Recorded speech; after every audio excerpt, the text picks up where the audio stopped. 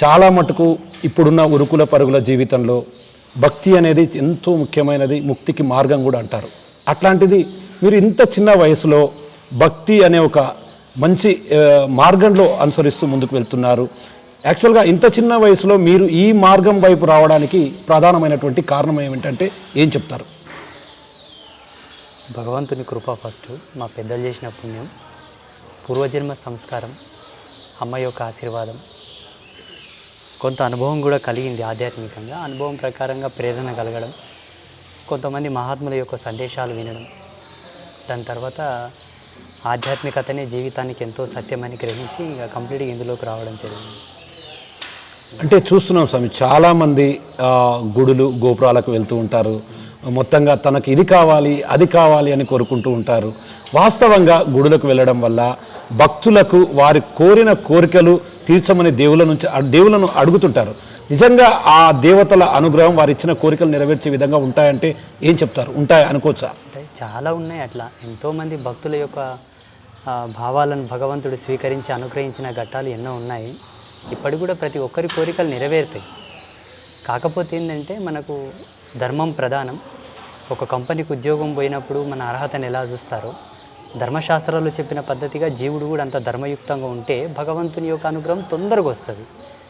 ఆ మాత్రం ధర్మంలో జీవుడు లేకపోతే కొంత నిదానం అవుతుంది. పుణ్యం వస్తుంది, అనుగ్రహం వస్తుంది. ఈయన కర్మఫలం ఎక్కువ ఉంటే కొంత నిదానం వస్తుంది. అంటే చాలామంది మనం సాధువులను చూస్తుంటాము, చాలామంది శివుడు, పరమేశ్వరుడు, విష్ణుమూర్తి, ఇట్లా అంటే రకరకాలుగా సాధువులు మేజర్గా ఒకవైపు పురుషులకు సంబంధించినటువంటి దైవాల అనుగ్రహాలు మాత్రమే పొందుతూ ఉంటారు. కానీ మీరు పరాశ్రీ ఆదిశక్తి మాత అనుగ్రహం పొందారు. మీకు ఎట్లా అనుగ్రహం ఎట్లా లభించింది? ఫస్ట్ ఆ మాత మీకు ఎప్పుడు మిమ్మల్ని అనుగ్రహించింది? నాకు పుట్టుకతోనే అమ్మవారు అంటే చాలా ఇష్టం. అమ్మవారి యొక్క లీలలు గాథలు బాగా వింటుంటే మా నాన్నమ్మ మా తాతోళ్ళు అందరూ చెప్తుండ్రి అమ్మవారి గురించి. మా పారంపరంగా కూడా నా అమ్మవారి యొక్క పూజారులే. ఇంకా అమ్మవారు అంటే బాగా అమితమైనటువంటి భక్తి ప్రేరణ ఉండడం వల్ల మా గురువుతోటి కూడా అమ్మవారికి సంబంధించిన విషయాలు తెలుసుకోవడం జరిగింది. ఇప్పుడు విష్ణుమూర్తి, శివుడు వేరే దేవుళ్ళని కాదు, కానీ జగతికి మూలం అమ్మవారే. మనము ఈ దేవుళ్ళను కొలుస్తాం. మానవ సమాజం అంతా ఈ దేవుళ్ళను కొలుస్తుంది. ఈ దేవుళ్ళంతా అమ్మను కొలుస్తారు. మనమంతా నదుల్లో స్నానం చేస్తున్నాం, కానీ నదులన్నీ పోయి మళ్ళీ సముద్రంలోనే కలవాలి కదా. ఆ సముద్రం నేను తెలుసుకున్నా. ఆ సముద్రం కూడా అమృత సముద్రం, నీళ్ళ సముద్రం కాదు, అమృత సముద్రం. అంటే ఈ జగత్కున్నకే మూలమైనటువంటి తల్లి అమ్మ, పరాభట్టారిక, పరాత్పరమైన శక్తి. కాబట్టి అమ్మనే ఉపాసిస్తూ అమ్మ లోపల ఉండిపోయాలి. అంటే చాలా ఇప్పుడు అంటే దసరా వచ్చిన, నవరాత్రి ఉత్సవాలు వచ్చిన అమ్మవారిని ప్రతిష్ఠిస్తారు. అమ్మవారికి ఎంతో నియమ నిబంధనలతో కూడినటువంటి పూజలు చేస్తారు. నిజానికి అమ్మవారు నిజంగా తమకు ప్రసన్నం కావాలంటే ఎట్లాంటి దీక్షల ద్వారా ఆమె అనుగ్రహం పొందొచ్చు అంటే ఏం చెప్తారు? మనకు శాస్త్రంలో అమ్మవారిని వశం చేసుకోవడానికి, అమ్మవారిని ప్రసన్నం చేసుకోవడానికి చాలా రిఫరెన్సెస్ ఉన్నాయి. దేవి ఉపాసకులను సంప్రదిస్తే వాటి మూలాలు చెప్తారు.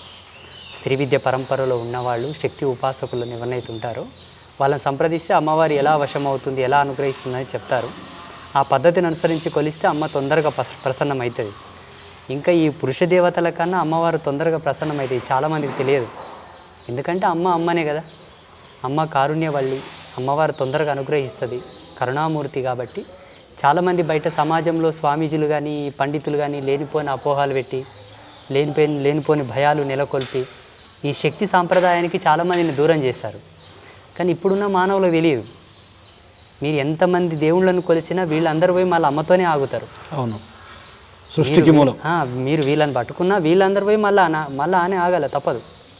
అందుకే ఏకంగా అమ్మనే పట్టుకుంటే సర్వదేవతలను అనుగ్రహం వచ్చేస్తుంది కదా. ఎస్ స్వామి, మీరు అన్నట్టుగా నేను కూడా విన్నాను మీ గురించి.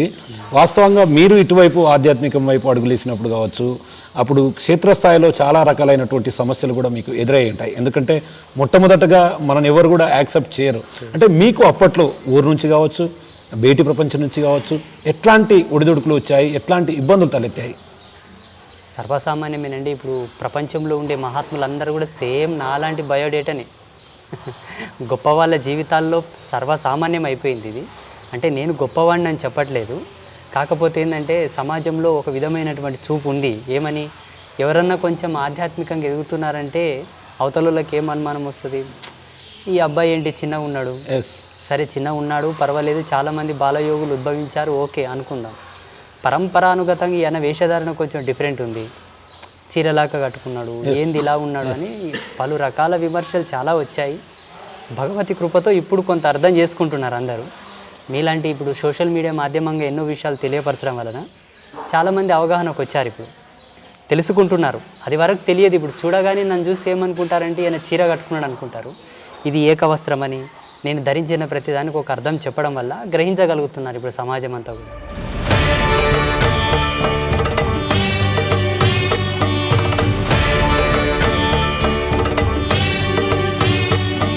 అంటే ఇప్పుడు చాలామంది సాధువులను రోజు చూస్తుంటాం, సేమ్ యాజ్ ఇట్ ఈజ్ వస్త్రాధారణలో కాస్త అంటే వస్త్రాలలో మార్పు ఉన్నప్పటికీ మెయిన్ రుద్రాక్ష అనేది ప్రధానంగా ఒక ఆభరణంగా కూడా ధరిస్తారు.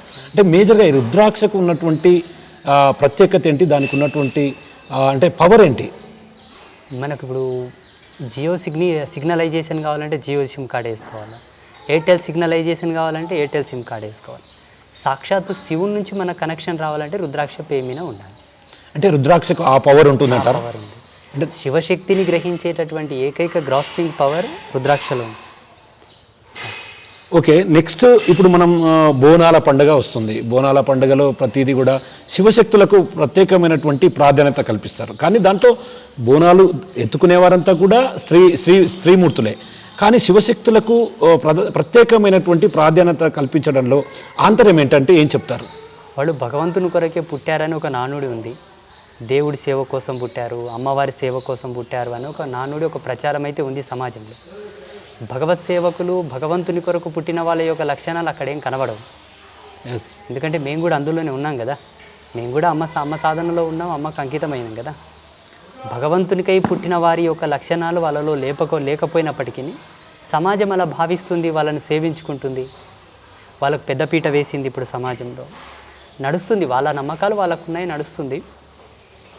ధర్మసింధువు ప్రకారంగా, దేవీ తత్వం ప్రకారంగా వాళ్ళని అనుసరించిన, వాళ్ళని సేవించుకున్న, వాళ్ళ దగ్గర ఏదైనా చేయించుకున్న, వాళ్ళలో సత్యం ఉంటే మీకు సత్యం వస్తుంది, వాళ్ళలో ఏం లేకపోతే ఏం రాదు. అంటే చాలా మటుకు మనం వాహనాలలో ప్రయాణిస్తున్నప్పుడు అక్కడ అంటే పరమేశ్వరుడు శివుడి కలయికతో ఉన్నటువంటి వారు కూడా ఉంటారు. అంటే వాళ్ళు దీవెనలు తీసుకుంటే మంచి జరుగుతుందని చెప్పి కూడా చాలామంది బలంగా నమ్ముతారు. దాంట్లో వాస్తవంగా నిజమెంత అంటే ఏం చెప్తారు? ఆ నానుడైతే ఉంది, ప్రపంచం లోపల అందరికీ ఉంది అది. అంటే అర్ధనారీశ్వరి అంశతో పుట్టిన వాళ్ళు ఎవరైతే ఉంటారో వాళ్ళు దీవిస్తే మంచి జరుగుతుంది, శాపం పెడితే తగులుతుంది అని ఒక నానుడు ఉంది. అది ఎంతవరకు సత్యము ఎంతవరకు అసత్యం అన్న మాట పక్కన పెడితే, మా పెద్దలు ఒక మాట అనేవాళ్ళు, ఎవరి కడుపు మీద కాలు జాపనోని కాలు పట్టుకుంటే మంచిది అవుతుంది అంటుండ్రి. ఎవరి కడుపు మీద కాలు జాపనోని కాలు పట్టుకుంటే మంచిది అవుతుంది, వాని కాలు మొక్కితే మంచిగా అవుతుంది. 10 మంది కడుపుల మీద కాలు జాపినోని కాలు మొక్కితే పాపం తగ్గుతుంది అంటుండ్రి మా పెద్దలు. ఇది మోటు సామెత. అవతలోళ్ళు దీవించే కోణంలో అంత సత్యాత్ములై ఉండి అంత నిష్టతో ఉంటే వాళ్ళు దీవించినా శపించినా మంచి జరుగుతుంది, చెడు జరుగుతుంది. ఉన్నారా లేదా అది మనం చూసుకోవాల్సి ఉంటుంది. ఇప్పుడు వాళ్ళు దీవిస్తే మంచి జరుగుతుంది, శాపం పెడితే చెడు జరుగుతుంది నేను చెప్పాల్సిన అవసరం లేదు. మా ఋషి పరంపరలో ఎలా ఉంటుందంటే, సాధువుల ధర్మంలో ఆశీర్వచనం పొందేటటువంటి కోణంలో ఆయన ఉన్నప్పటికీ ఇచ్చే కోణంలో ఇక్కడి సాధువు ఎవరైతే ఉన్నారో ఆయన 1,75,00,000 మంత్రజపం చేసి ఉంటే ఆ టాకింగ్ పవర్ వస్తుంది, వాక్కు పవర్ వస్తుంది. 1,75,00,000 లేకపోతే 3.5 సంవత్సరాలు మౌనంగానే ఉండాలి ఆయన. 3.5 సంవత్సరాలు మౌనంగానే ఉండాలి. అది లేకపోతే శుద్ధ సత్వ సంపన్నమైనటువంటి నిరాహార యోగత్వాన్ని పాటించి ఉండాలి. ఇన్ని పాటిస్తేనే మాకు ఆశీర్వదించే శక్తి వస్తుంది, శాపం పెట్టే శక్తి వస్తుంది. ఇంకా అవతలోళ్ళు ఏ సత్యంగా ఉండాలనో, ఎలా శాపం పెడతారో, ఎలా వరం ఇస్తారో సమాజమే డిక్లేర్ చేసుకోవాలి. కొన్ని అపోహలు అయితే క్రియేట్ చేశారు సమాజంలో, అది వాస్తవమా అవాస్తవమా మీకు తెలియదు, మాకు తెలుసు స్వామి, మాకు తెలుసు. అది ఇప్పుడు ఇన్ని ప్రమాణాలు నేను చెప్పాను. అవునండి. చూడండి, మద్య మాంసాదులు సేవించిన వాడు ఎవడు కూడా దీవించినా ఫలించదు, శాపం పెట్టినా ఫలించదు. అట్లా టోళ్ళతోనే ఏమన్నా అనిపించుకున్నా మన పనులు జరగవు, ఇంకా జరిగేది కాదు, జరగవు. గురుగారు అటువంటి వాళ్ళతో సంభాషించినా కూడా మన పనులు చెడిపోతాయి కానీ సక్సెస్ కావు. ఎందుకంటే ఆ నోరే పెద్ద. ఇప్పుడు ఒక జీవిని చంపి తిన్న తర్వాత ఇక్కడ ఉసురు ఉంటుంది, డ్రింక్ చేసిన తర్వాత మన శరీరంలో ఉండేటటువంటి దైవశక్తులు నిద్రావస్థలోకి వస్తాయి. శాస్త్రం దానికి ప్రామాణికమైన నిర్వచనం ఇచ్చింది. ఇప్పుడు ఎవరైతే మీరు అంటున్నటువంటి వాళ్ళు దీవిస్తారు శపిస్తారు అంటున్నారు కదా, వాళ్ళు ఏమి తినకుండా తాగకుండా తప్పుడు పనులు చేయకుండా నిరంతరం భగవంతా భగవంతా దేవా దేవా స్వామి అమ్మ అమ్మ అమ్మ అమ్మ అమ్మ అనుకుంటూ ఉండాలనుకోండి, వాళ్ళు ఏమంటే అది అవుతుంది. ఉన్నారా లేదా కదా ఒకటి చూసుకుంటే చాలు. For more videos like this, subscribe Big TV channel.